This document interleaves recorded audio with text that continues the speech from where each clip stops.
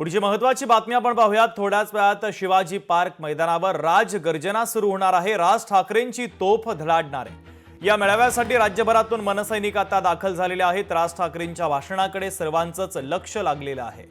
तर राज ठाकरेंचे विचार ऐकण्यासाठी मनसैनिक आता दाखल झालेले आहेत। त्यामुळे आजच्या सभेच्या माध्यमातून राज ठाकरे कुणाचा समाचार घेणार हे पाहणं महत्त्वाचं असेल। या संदर्भात मनसेचे नेते संदीप देशपांडे यांच्यासोबत संवाद साधलाय आमचे प्रतिनिधी उमेश करंजकर यांनी। आपण पाहूयात। फक्त राजकारणाचं नाही तर समाजकारण देखील मिसळून एकदम राजकारणाचा चिखल केला असं अनेक वेळा राज ठाकरे स्वतः म्हणाले आहेत। काय परिस्थिती आहे सध्याची महाराष्ट्राची आणि राज ठाकरे त्याच्यावर आज भाष्य करतील असं वाटतंय? आज तुम्ही म्हणालात तर अगदी बरोबर आहे की महाराष्ट्राचा चिखल झालेला आहे। राजकारणामध्ये फेक नॅरेटिव्ह, फेक विषय, फेक समस्या ह्याच्यावर जास्ती चर्चा होताना आपल्याला दिसते। लोकांचे मूळ प्रश्न बाजूला राहिलेले आहेत। मग कोरटकर सारखा विषय आज जाणीवपूर्वक तयार केला जातो का?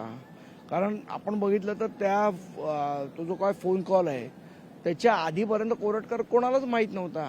अशी कोरटकर सारखी माणसं ही जाणीवपूर्वक तयार केली जातात का मूळ विषयांवरनं महाराष्ट्राचं लक्ष हटवावं म्हणून, शेतकऱ्यांच्या आत्महत्यावर लक्ष हटवावं, कर्जमाफीवरनं, हे जे मूळ विषय आहेत इथनं लक्ष दुसरीकडे जावं म्हणून कोरटकर सारखे विषय तयार केले जातात का? यावरती षडयंत्र आहे का? तर ह्या सगळ्या विषय आहेत। निश्चितपणे सन्माननीय राजसाहेब आज महाराष्ट्राला एक दिशा दाखवणारं मार्गदर्शन करतील। कॅमेरामन निकेश सोबत उमेश करंजकर, लोकशाही मराठी, मुंबई।